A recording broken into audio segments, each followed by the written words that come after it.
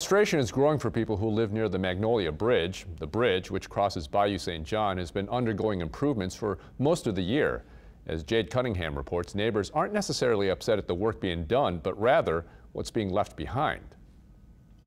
That's the compressor for the spray paint. For months, the view of Bayou St. John has, for some, been hidden. It all began when they first started working on it before Jazz Fest. Hidden by equipment they say shouldn't be there. What I would really want more than anything is just get the gear out of here. You know, I can live with everything else. In March, work began on the Magnolia Bridge to enforce it structurally. It's a great project, yes, absolutely. You know, we're 100% for the project. And give it a much-needed paint job. The noise doesn't bother me because that means they're working.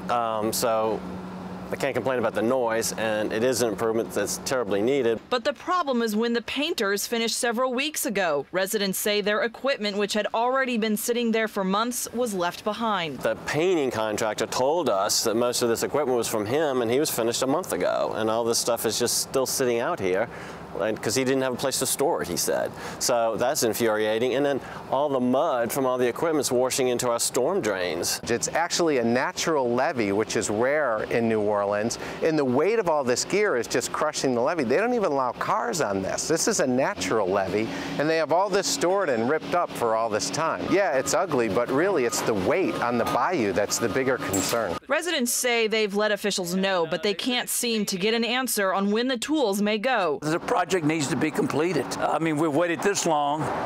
Let's just get it done. But remain hopeful. Their view of the bayou will one day be what it used to be. Jade Cunningham, Eyewitness News. City officials say crews have painted the majority of the bridge, but there are still spots and touch-ups needed, and the equipment will stay until the entire paint job is finished. A completion date is unknown at this time, but officials say the project is almost 90% done.